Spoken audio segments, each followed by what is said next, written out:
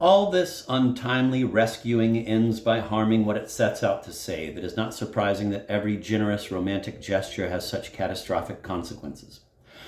What, after all, does Don Quixote care about the lovely ladies whose families he massacres, and what do the knights errant of literature care about the novelistic work they praise to the skies? The victim to be rescued is never more than a pretext for asserting oneself gloriously against the whole universe. The romantics themselves, not we, say this more appropriately than they realize when they enroll under his banner. Nothing is more quixotic, certainly, than the romantic interpretation of Don Quixote. In fact, we must give the prize to the modern imitators of knight-errantry. We have to admit that they surpassed their model. Don Quixote was acting on a wrong assumption, but he was fighting for real women, whereas romantic critics are championing a fictional character when they strike at the imaginary enemy. Thus, they increase exponentially Don Quixote's habitual extravagance. Fortunately, Cervantes foresaw this peak of idealism and saw to it that his hero climbed it. We must not compare these noble defenders of a non-existent literary cause to the Don Quixote we find slashing to right and left of him along the main roads of Castile, but to the Don Quixote who destroys Master Peter's puppets, who disrupts a performance he cannot watch with the proper aesthetic detachment. By raising the coefficient of illusion to the next power, Cervantes' inexhaustible genius provides us, just when it is required, with the metaphor we need. In Stendhal's case, the misinterpretation of the Romantics is less spectacular but no less serious. This misinterpretation is all the more difficult to avoid since in Stendhal's works, as in those of the Romantics, the exception is more admirable than the rule, but in a different sense, at least in his great novels. There is no identification in his work between the passionate hero, the creator, and the reader. Stendhal cannot be Fabrice because he understands Fabrice better than Fabrice understands himself.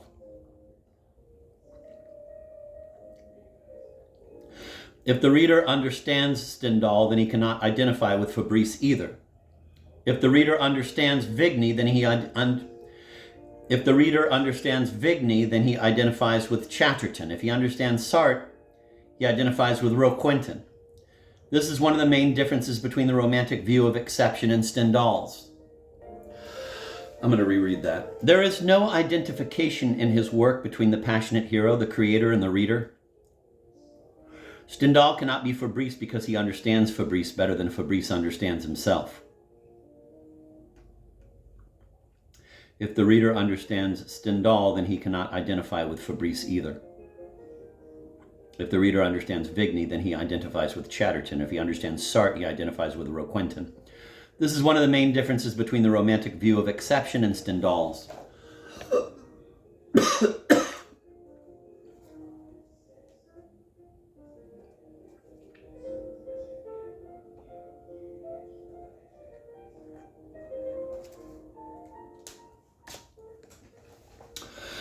The romantic critic isolates those scenes in Stendhal's novel which delight contemporary sensibility. Julian was regarded as a scoundrel in the 19th century, only to become a hero and a saint in our day. A review of this whole series of revealing contrasts would only establish the inadequacy of the exaggerated interpretations offered by the romantic critics. We would discover again the ironic counterpoint for which we too often substitute the monotonous thunder of egotistical curses. If the oppositions are hardened and given only one interpretation, then the novelist's supreme accomplishment is ruined. A Cervantes or a Stendhal manages a sublime equality of treatment of self and other, which is not compromised but assured by the subtle dialectic of the rule and the exception. The differences supposedly are moral and metaphysical. No doubt this is true, but in the great novels, aesthetics is not a separate area. It combines with ethics and metaphysics.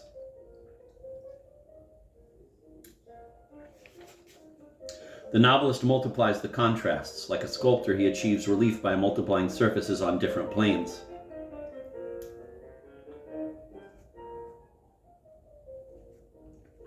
The romantic is a prisoner of the Manichaean opposition between self and others, and thus always works on one plane only. Opposite the empty and faceless hero who says, "I" is the grinning mask of the other. Absolute exteriority is opposed to absolute interiority. The romantic, like the modern painter, paints in two dimensions. He cannot achieve novelistic depth because he is unable to reach the other.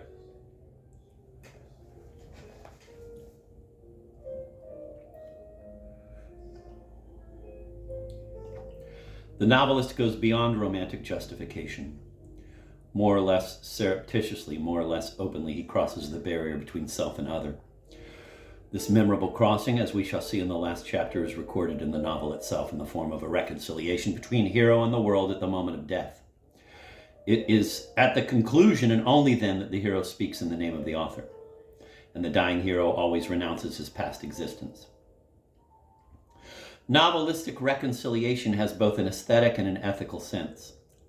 The hero novelist achieves the third novelistic dimension because he goes beyond metaphysical desire and because he discovers a man like himself in the mediator who fascinates him. Novelistic reconciliation allows the synthesis of other and self, of observation and introspection, which is impossible in the romantic revolt. It enables the novelist to view his characters from different perspectives and, with the third dimension, give them true freedom and motion.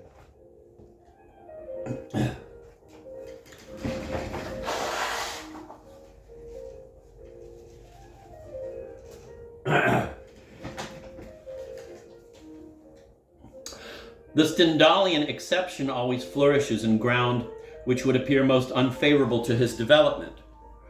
In the provinces rather than in Paris, among women rather than men, among common people, not the nobility, there is more true nobility. Stendhal tells us in his grandfather than in the whole of M. de Polignac's ministry. Thus, the social hierarchy in the universe of the novel is not without significance. Instead of directly reflecting the Stendhalian virtues of energy and spontaneity, it reflects them indirectly. Like a diabolical mirror, it returns an inverted image.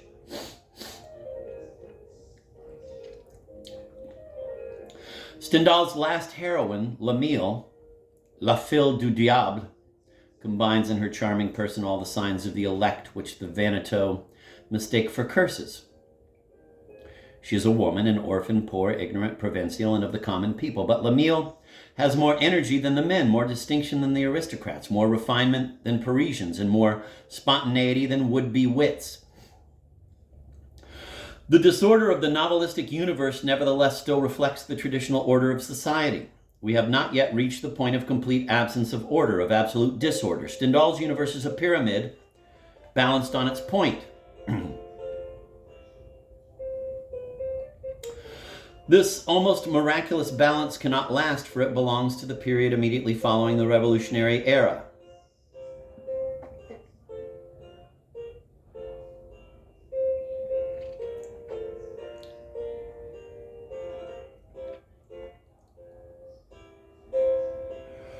The pyramid of the former society will soon crumble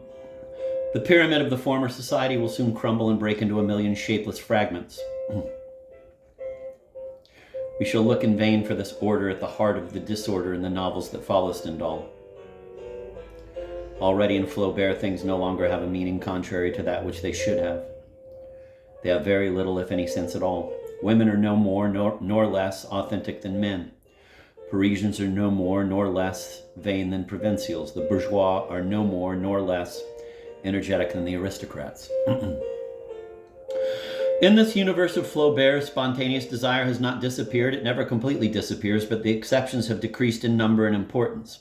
Above all, they no longer develop with the sovereign ease of Stendhal's hero. They always get the worst of the conflict, which puts them in opposition to society. The exception is a stunted blade of grass growing between huge paving stones.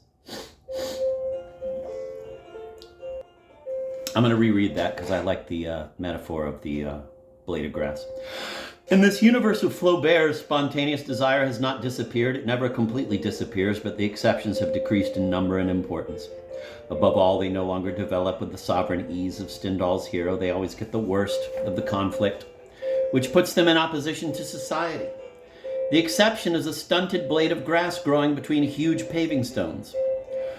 It is not merely an author's whim or his particularly peevish humor which is responsible for curtailing the whole of spontaneous desire in the universe of the novel. It is rather the progress of ontological sickness. We have seen that spontaneous desire is still the rule in Cervantes. It became the exception in Stendhal. In Cervantes, metaphysical desire stands out against the background of common sense. In Stendhal, spontaneous desire stands out against a metaphysical background. Triangular desire has now become the most common form of desire. Admittedly, we ought not to draw too rigorous conclusions from this technical reversal. We must not look for the expression of a statistical truth about desire in a novelistic work.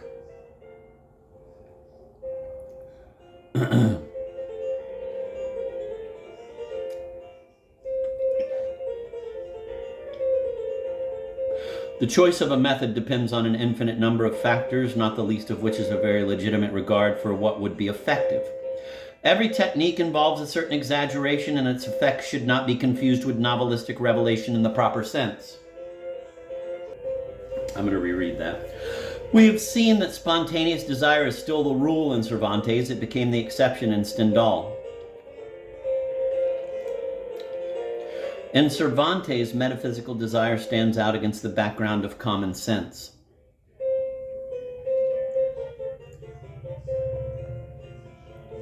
In Stendhal, spontaneous desire stands out against a metaphysical background. Triangular desire has now become the most common form of desire. Admittedly, we ought not to draw too rigorous conclusions from this technical reversal. We must not look for the expression of a statistical truth about desire in a novelistic work. The choice of a method depends on an infinite number of factors, not the least of which is a very legitimate regard for what would be effective. Every technique involves a certain exaggeration, and its effect should not be confused with novelistic revelation in the proper sense. Nevertheless, the choice of opposite techniques in Cervantes and Stendhal is significant. As metaphysical desire spreads and intensifies, it makes this reversal possible and even necessitates it. Metaphysical desire becomes more and more universal. In Cervantes, novelistic revelation is centered in the individual. In Stendhal and the other novelists of internal mediation, the emphasis moves toward the collectivity. In Stendhal and the other novelists of internal mediation, the emphasis moves toward the collectivity. From Flaubert on, except for a few other very special cases, such as Dostoevsky's The Idiot, spontaneous desire plays such a minor role it can no longer even serve to bring about the novelistic revelation.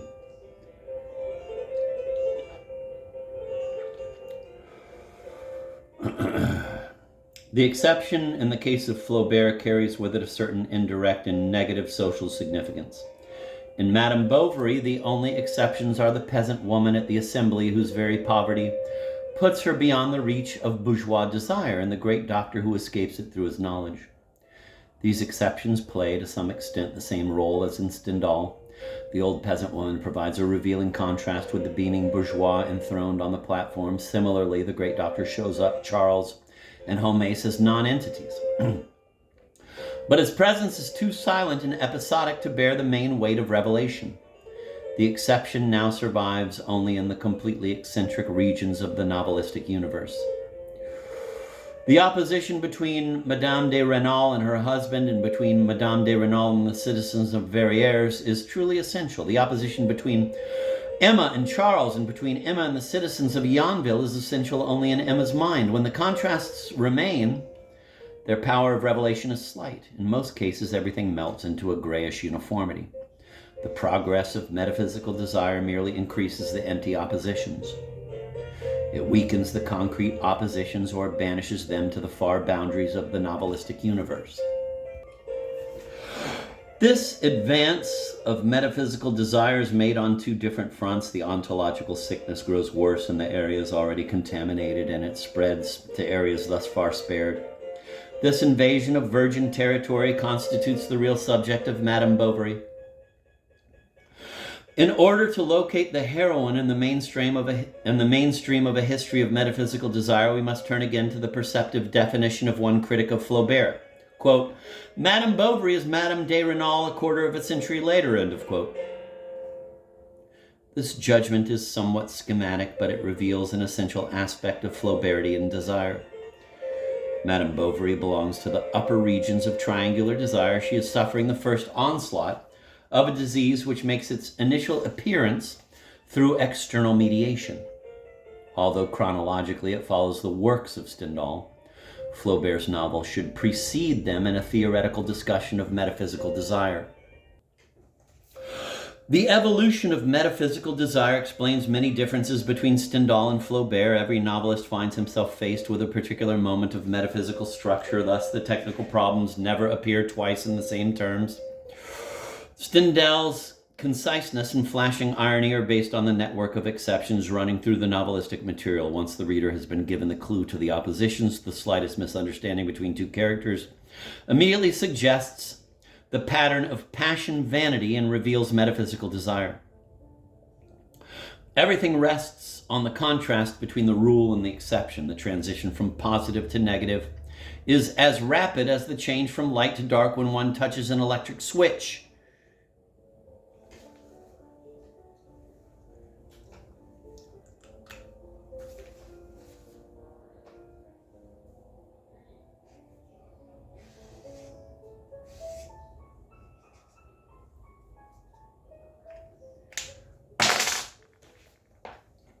From one end of a Stendhalian novel to the other, the lightning flashes of passion illuminate the shadows of vanity. Damn. That's happy.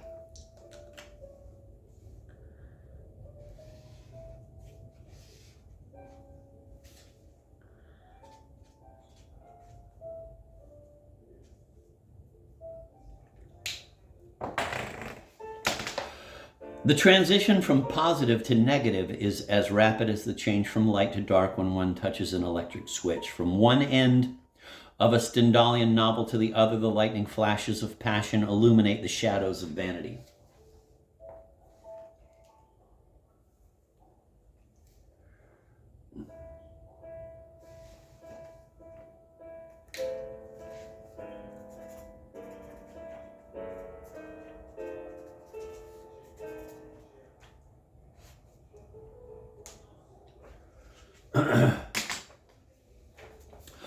Stendhal's illumination is no longer available to Flaubert. The electrodes are separated and the current is interrupted. Flaubert's oppositions almost all belong to the Renaud-Valenod type and are even emptier and more headstrong. In Stendhal, the ballet of the two rivals unfolds before a witness who interprets it for us. Stendhal had only to show us Julien's inner smile to enlighten us on Madame de Renal's liberal conversion. In Flaubert, this light is missing. There is no height from which to survey the plain. Thus, we have to cross this immense bourgeois plain step by step. The emptiness of the oppositions must be revealed with no outside help. This is the problem facing Flaubert. It is one with that of stupidity, la bêtise, a major obsession of his. To resolve the problem, Flaubert invents the style of false enumerations and false antitheses. No real operation is possible among the various elements of the novelistic universe. The elements do not go together, neither are they in any concrete opposition to each other. They confront each other symmetrically and then fall back into the void. This impassive juxtaposition reveals the absurdity. The inventory grows longer, but the total always remains zero. We constantly find the same empty oppositions between aristocrats and bourgeois, between the devout and the atheists, reactionaries and republicans, lovers and mistresses, parents and children, rich and poor. The novelistic universe is a palace full of absurd ornaments and false windows which are there, quote, for symmetry, end of quote.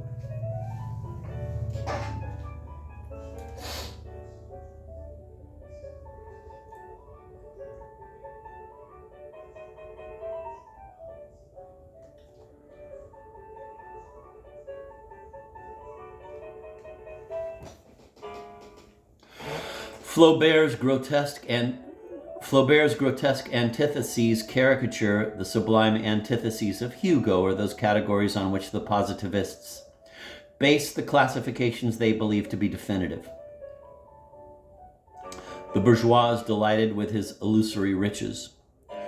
Products of internal mediation, these opposed concepts bear the same relationship to authentic values as does the bizarre garden of Bouvard et Pécuchet to untouched nature. Flaubert's work is a discourse sur le pouls de réalité, which is infinitely more daring than that of André Breton.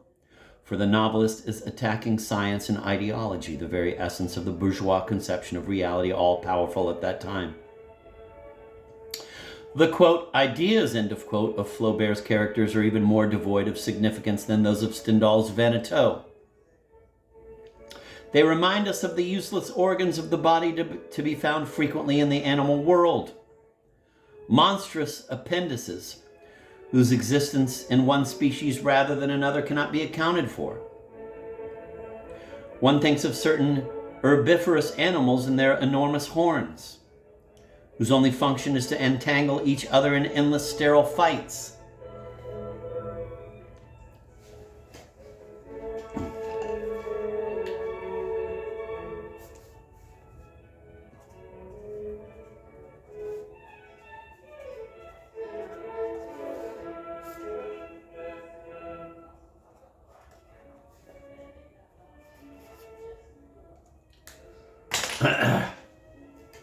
I'm going to reread that.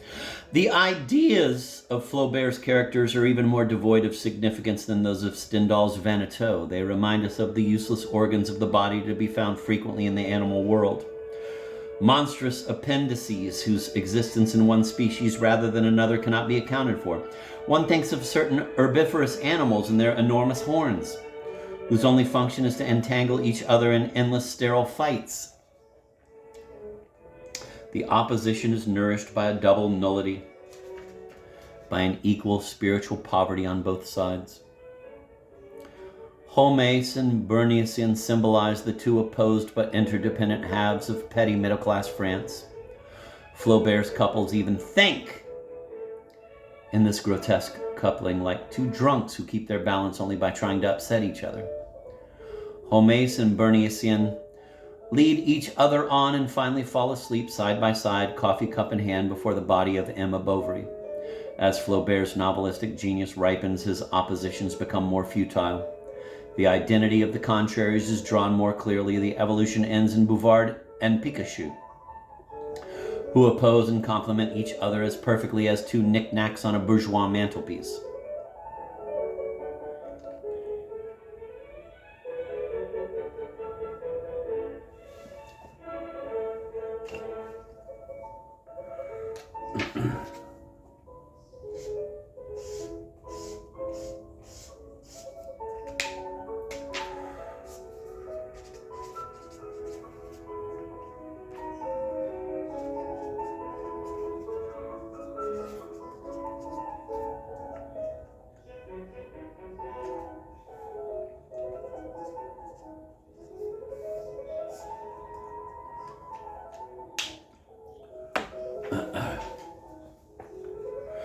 In that novel, modern thought loses what dignity and strength remained with the loss of continuity and stability. The rhythm of mediations is accelerated. Ideas and systems, theories and principles confront each other in opposed pairs, which are always determined negatively. Oppositions are devoured by symmetry. Their role is now merely decorative. Petty bourgeois individualism finally ends in the ridiculous apotheosis of the identical and the interchangeable. Chapter 7, The Hero's Ascesis. Every desire that is revealed can arouse or increase a rival's desire. Thus, it is necessary to conceal desire in order to gain possession of the object. Stendhal calls this concealment hypocrisy. The hypocrite suppresses everything in his desire which can be seen. In other words, every impulse toward the object. But desire is dynamic. It is almost identical with the impulse it provokes. The hypocrisy which triumphs in the universe of the black attacks everything that is real in desire. Only this concealment of desire, for the sake of desire, can act as the basis of a dialectic of master and slave. Here it is not a question of ordinary hypocrisy which deals with facts and beliefs. Ordinary hypocrisy is within everyone's reach. It cannot become a test of an individual's inner strength. The two partners in mediation copy one and the same desire. Therefore, this desire cannot suggest anything to one without suggesting it to the other as well. The dissimulation has to be perfect because the mediator's perspicacity is unlimited. Thus, the author can no longer be content with describing gestures and repeating his characters' words. He must violate their consciousnesses, since words and gestures only lie. The hypocrite must resist every temptation because they all lie open to the gaze of the God. The model disciple discerns the slightest movements of his disciple model.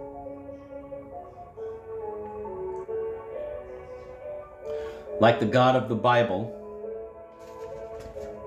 the mediator, quote, trieth the hearts and reins, end of quote. Reins is R-E-I-N-S. Trieth the hearts and reins, end of quote. Hypocrisy, for the sake of desire, requires as much willpower as religious asceticism. It is a question of thwarting the same forces in both cases.